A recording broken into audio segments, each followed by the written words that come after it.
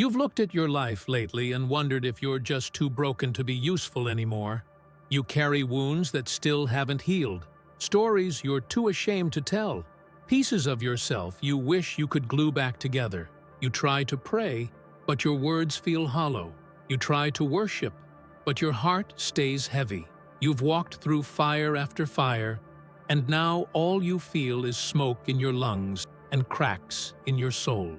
And somewhere deep inside, you've started to believe the lie that maybe you're just too damaged for God to use. But what if the cracks aren't disqualifying you? What if they're the very reason He chose you? There's a verse most people rush past in 2 Corinthians 4:7. But we have this treasure in jars of clay to show that this all-surpassing power is from God and not from us. That verse isn't poetic, it's prophetic. Paul wasn't being philosophical.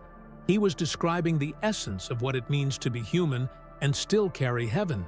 God, in all His wisdom and power, chose to place His glory, not in gold, not in diamonds, not in perfect vessels, but in fragile clay jars, breakable, imperfect, vulnerable. And maybe that's what you've forgotten. God isn't looking for flawless. He's looking for faithful, for the ones who keep showing up even when their hearts are still bleeding, for the ones who limp into His presence carrying wounds, not awards, for the ones who know they're not whole, but they still say yes anyway.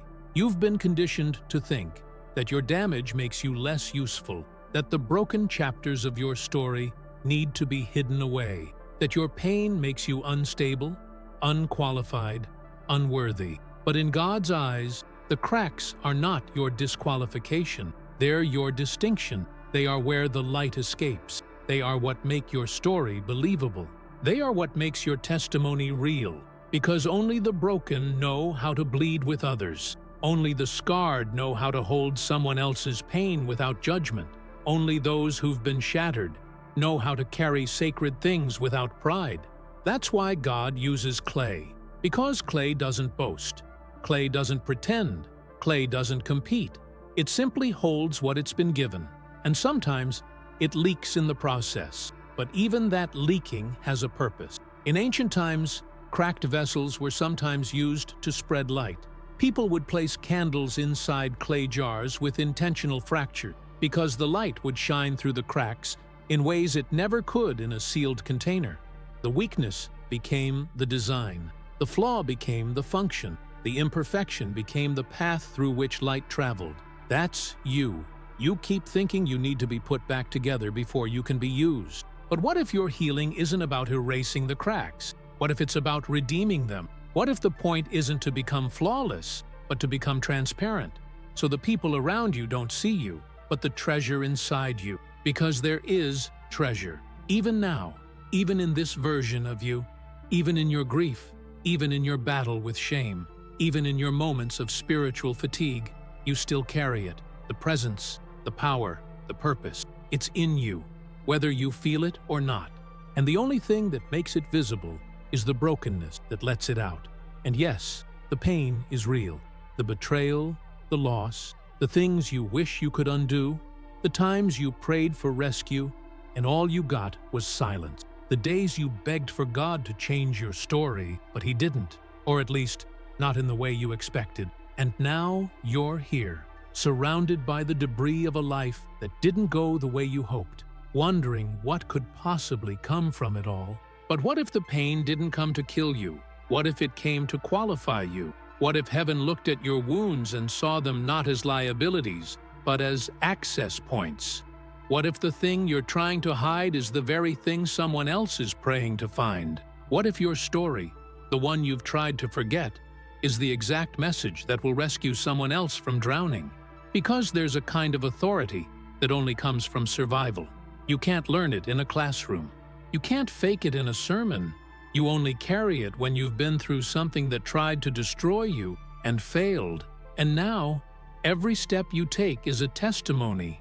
Every scar is a sermon. Every breath is proof that God still inhabits fragile places. That's why Paul didn't say we carry this treasure in golden vessels. He said jars of clay, unimpressive, ordinary, breakable, because that's where God's glory shines brightest. Not in the polished, not in the perfect, but in the people who should have given up and didn't. And maybe that's the truth you need to hear right now. You're not too far gone. You're not too broken. You're not too late. You are exactly the kind of vessel God loves to fill. Not because you're shiny, but because you're real. Because you're still breathing. Because you didn't let the pain turn you bitter. Because you're still trying, even if all you can do is whisper, "God, don't let go of me." And He hasn't. He won't. Because in the places where you see cracks, He sees capacity. In the places where you see weakness, He sees wonder. And in the places where you see damage, He sees design. You don't need to be fixed to be filled. You just need to be willing. Because the light that's going to shine from your life isn't waiting for you to be whole. It's waiting for you to stop hiding your cracks and let the treasure come through. There's something hauntingly beautiful about the image of the potter and the clay. It's not just a metaphor, it's a divine pattern. In Jeremiah 18, God tells the prophet to go down to the potter's house, and what he sees changes everything. The potter is working at the wheel, shaping a vessel with his hands, but then the vessel becomes marred, flawed, damaged, misshapen, not by the potter's negligence, but in the very process of creation. And what does the potter do? He doesn't throw it away. He doesn't discard it as useless. He reshapes it into another vessel, as it seems best to him. And here's the part most people miss. It broke in the potter's hands, not on the shelf, not after being mishandled by someone else. It broke while it was still in the middle of being formed, in the hands of the Creator, in the center of divine purpose. And if you've ever felt like your life cracked right in the middle of obedience, right when you were doing everything right when you were trusting God the most, that wasn't abandonment. That was intentional shaping. Because what breaks in the hands of God doesn't become trash. It becomes testimony. You may think your detour disqualified you, but God sees it differently. To Him, your breakdown wasn't a disaster. It was the moment He pressed deeper into your design. You wanted He wanted depth. You wanted speed. He wanted strength. You wanted a polished vessel. He wanted a poured-out life. And to pour out, you have to be reshaped. And reshaping hurts. The wheel doesn't stop spinning just because you're dizzy. The pressure doesn't stop just because you don't understand it. The potter doesn't explain every movement. He works silently, steadily, deliberately. And sometimes that silence feels cruel. You cry out for clarity, for an answer, for just one glimpse of the final shape. But all you feel is the weight of His hands pressing harder. But those hands, they've never left you. They didn't abandon you when you cracked. They didn't let go when the structure collapsed. They kept holding, kept molding, kept forming something out of what you thought was failure. Because the truth is, He never stopped seeing value in you, even when you couldn't see it in yourself. And this is where religion often fails us. We're taught to hide the cracks, to pretend we're fine, to only share the testimony after the miracle is done. But the potter doesn't wait until the vessel is finished to call it valuable. He calls it valuable in the process, in the spinning, in the pressing, in the breaking. And maybe that's the lesson we've all missed. You are not valuable because you're whole. You are valuable because you're His. The cracks don't scare Him. The collapse doesn't confuse Him. He saw every flaw before He even began shaping you, and He still said, "I can use that one." Not because He saw perfection, but because He saw yielding. He saw softness. He saw a heart that, even in pain, would let Him press again. And when you yield to that process, something powerful begins to happen. You stop fighting the wheel. You stop cursing the pressure. You stop trying to be what others expect. And you start becoming what only God could imagine. Because here's the secret no one talks about. Some vessels are shaped for common use, and others are shaped for glory. But the ones shaped for glory take longer. They go through more pressure. They're refined again and again. Because what they're meant to carry isn't ordinary. It's weighty. It's holy. It's something that can't be rushed, can't be mass-produced. can't be made in a moment of comfort. And maybe that's why you've felt so crushed lately. Not because God forgot you, but because He's preparing you to carry something heavy, something sacred, something eternal. And He knows that if He released it too soon, it would destroy you. So He waits, not because He's cruel, but because He's wise. There's a kind of strength being formed in you that no one else sees right now. It's not flashy. It doesn't show up on the surface, but it's deep, quiet, steady. It's the kind of strength that can carry other people's stories, the kind that can sit with the broken and not try to fix them, but just be present. The kind of strength that can handle the weight of ministry, of compassion, of intercession. The kind that doesn't shatter under pressure, because it's already been shaped by it, and it only comes from the hands of a potter who refused to give up on you. You've had moments when you wanted him to, when you wanted to be put on the shelf, left alone, forgotten, but he kept coming back, kept spinning, kept pressing. And you may not recognize it now, but you're no longer the same vessel you were. You've been changed, not just by time, but by touch. Every scar on your soul is a fingerprint of grace. Every crack is evidence of craftsmanship. Every moment of pain has purpose layered into it. You're not what broke you.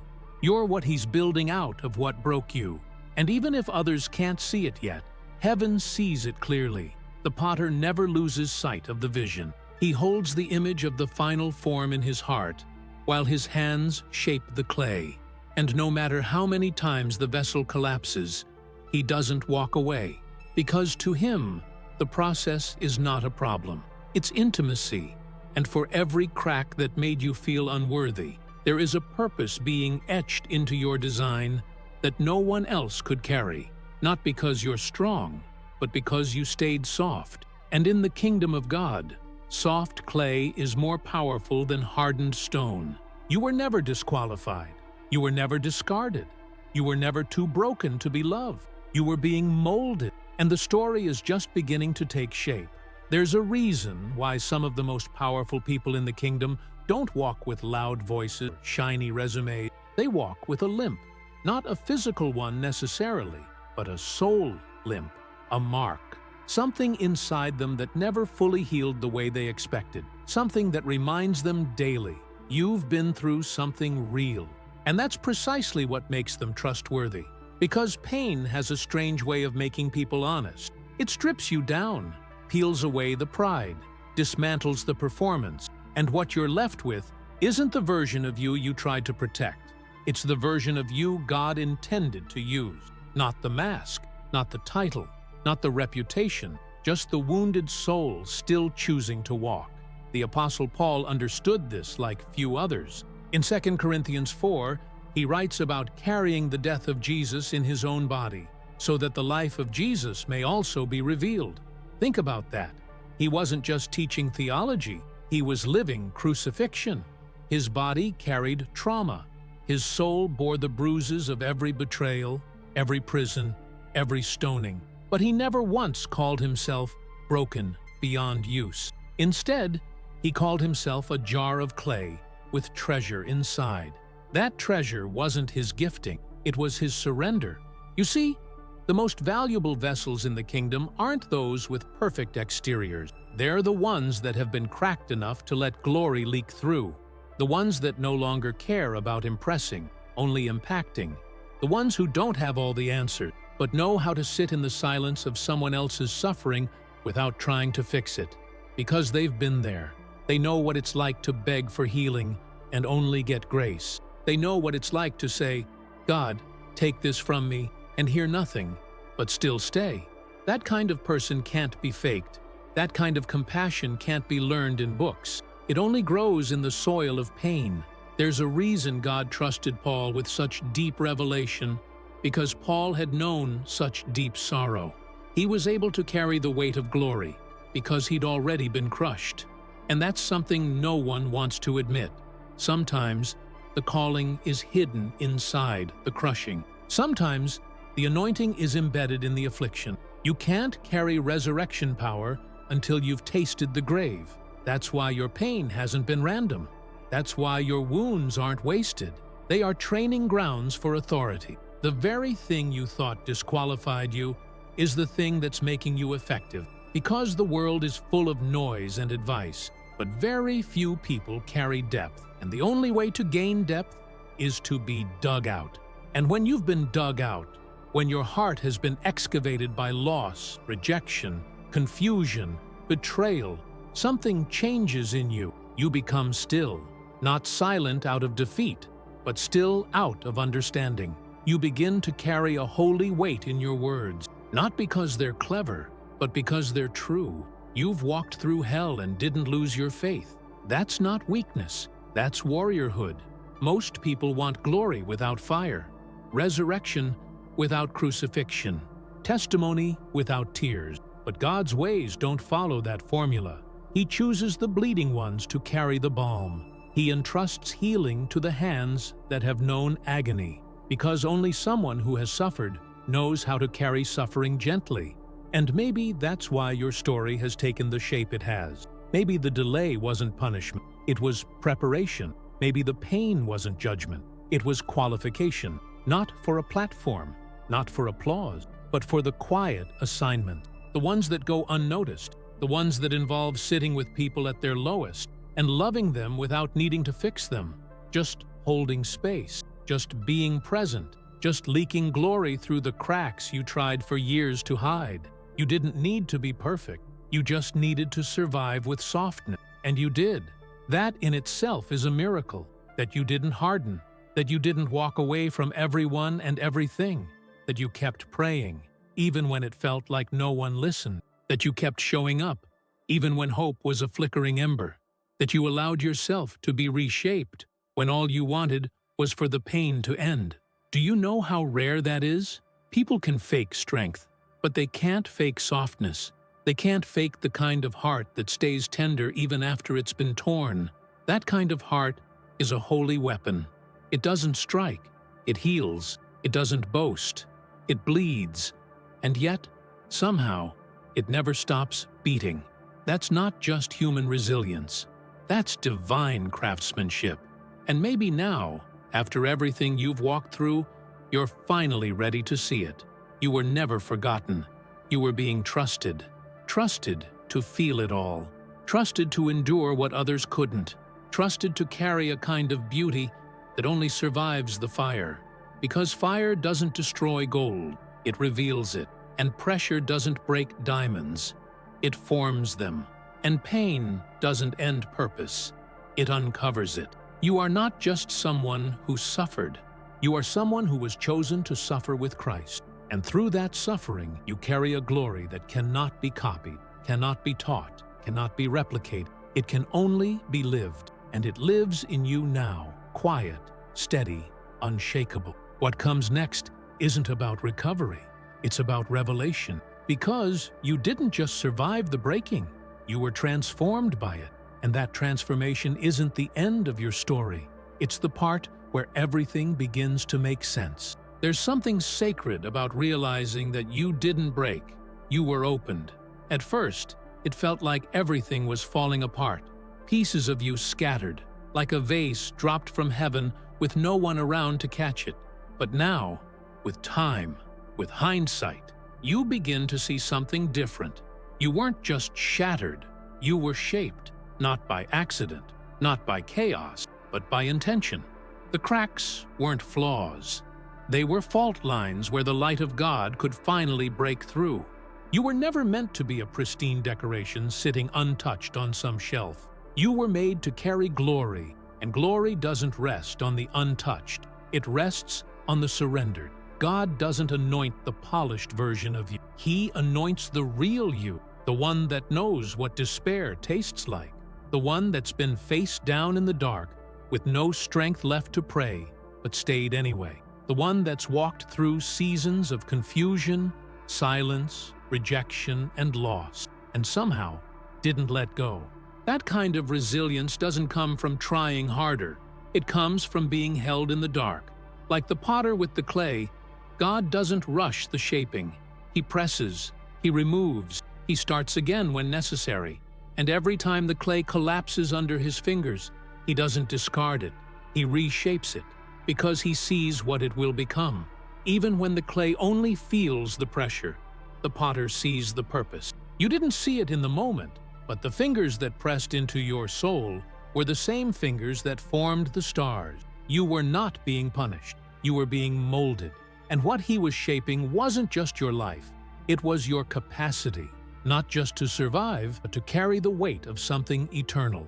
Most people want destiny, but they don't want depth. They want calling, but not crushing. They want to be vessels of power, but still remain in control. But glory doesn't rest on the strong. It rests on the surrendered.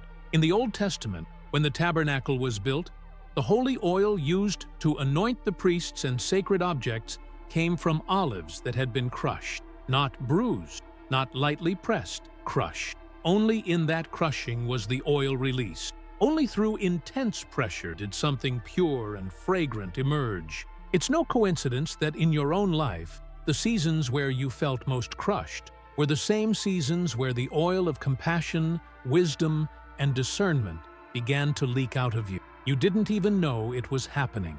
But while you wept, while you questioned, while you walked in silence, God was pressing. And in that pressing, He was producing something you couldn't manufacture on your own, something holy, something weighty, something that would bless others in ways you still don't fully understand.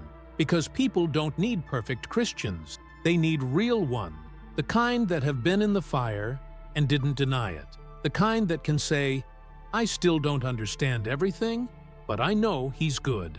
The kind that carry healing in their presence, not because they studied theology, but because they've been touched by God in the wilderness. And that wilderness, it's not where you were forgotten, it's where you were formed. Think of Moses, 40 years in the desert before his calling even began. 40 years of silence, obscurity, isolation, not because he was unworthy, but because the fire he would carry for Israel required a deep undoing. A man raised in the palace had to be emptied before he could be trusted with the presence. A leader can't deliver people from bondage if he's still full of his own pride. So the desert came. And it didn't just strip Moses, it shaped him. The same desert has shaped you. It taught you to listen. It taught you to stop trying to force answers. It taught you how to find water where others only saw dust. It taught you to recognize God's whisper, not just His thunder. Because anyone can praise when the Red Sea parts. But it takes intimacy to recognize God in the quiet places, in the delayed answers, in the long, dark nights of the soul. And now, without even realizing it, you've become something else entirely. You've become a carrier of sacred weight, not because of how loud you pray, but because of how deeply you've walked. That weight shows up in how you sit with others in pain. It shows up in how you don't rush healing. It shows up in the way your words carry stillness, not platitudes, presence. This world doesn't need more noise. It needs people who have been undone by God and emerged with a holy limp. And if you're still in that desert, still in that shaping, let this sink in.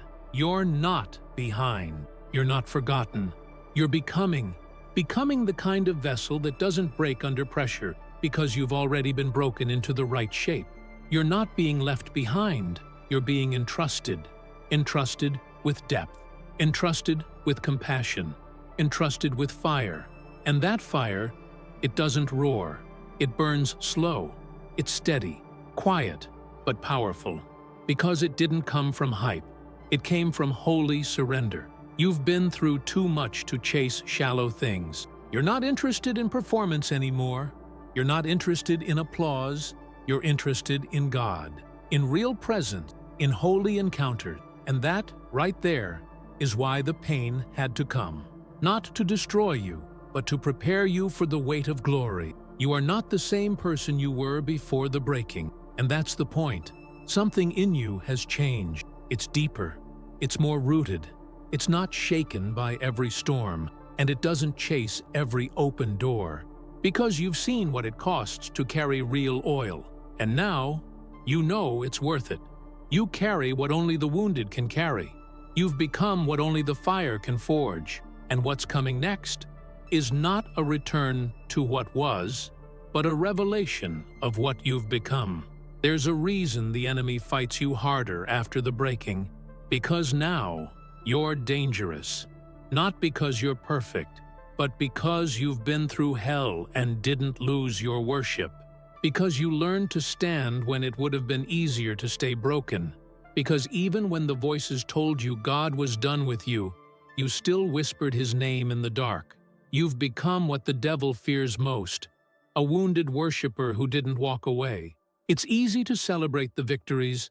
It's easy to lift your hands when prayers are answered and doors are open. But the worship that shakes the heavens is the one that rises from ashes. The worship that comes from a mouth still trembling, with hands still bleeding, with a heart that still feels cracked, but chooses to say, "You are still worthy." That kind of worship carries weight. That kind of faith has authority, because it's not built on circumstances. It's built on encounter. You don't just believe in God anymore. You've met him, in the silence, in the ache, in the nights when all you had left was breath, and even that felt heavy. But breath was enough. It was always enough, because he never asked for your perfection. He asked for your surrender. And now, you know the sound of his voice when no one else hears it. You recognize the subtle shift in the spirit when others only see routine. You've become sensitive to the invisible. Why?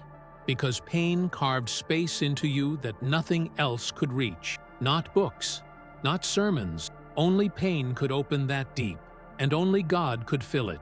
You don't carry empty theology. You carry substance. People feel it when you walk into the room. You don't even have to speak. There's something different, something weighty, something unexplainable. You carry the scent of survival, the residue of resurrection. And that residue is what ministers to people who don't even know how to ask for help. You speak healing without trying. You sit with the broken without flinching. You've cried the tears they're crying. You've prayed the prayers they're too scared to say out loud. And when they ask, "How are you still here?" you don't give them a cliché. You give them presence, because you've learned that presence heals more than answers ever could. God trusted your pain. That's not a sentence we like to hear, but it's true. He trusted you to walk through something that would wreck your pride, rearrange your priorities, and open your eyes to the spiritual war behind every smile.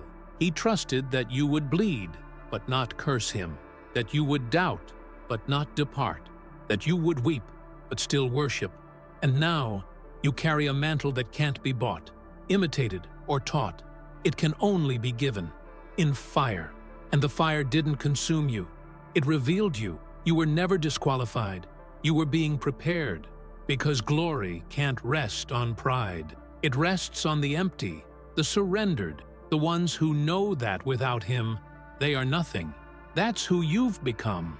Not the version of you who had everything figured out, but the version of you that limped out of the storm with hands lifted and eyes full of tears, whispering, "Still, I will trust you." That whisper shook hell, because every time you didn't give up, you took ground. Every time you forgave, you broke chains. Every time you chose stillness over striving, heaven recorded it. You thought nothing was happening, but all of heaven was watching. Every breath in the dark was worship. Every step forward was warfare. Every morning you got up with a heart still bruised but willing was a declaration, "This pain won't end me." You became a sanctuary, a walking place of meeting. Because God doesn't just visit temples made of stone anymore.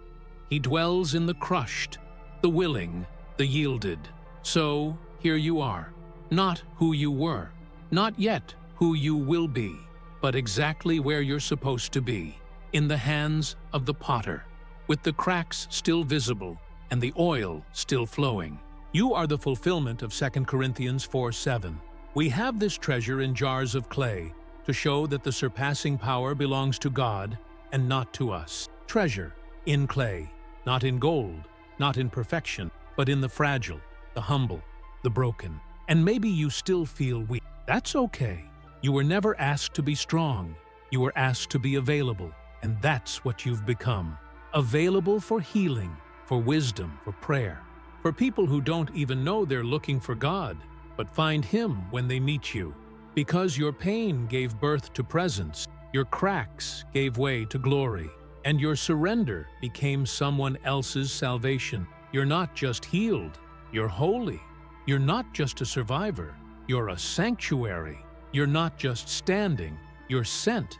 Let them call you broken. Let them misread your limp.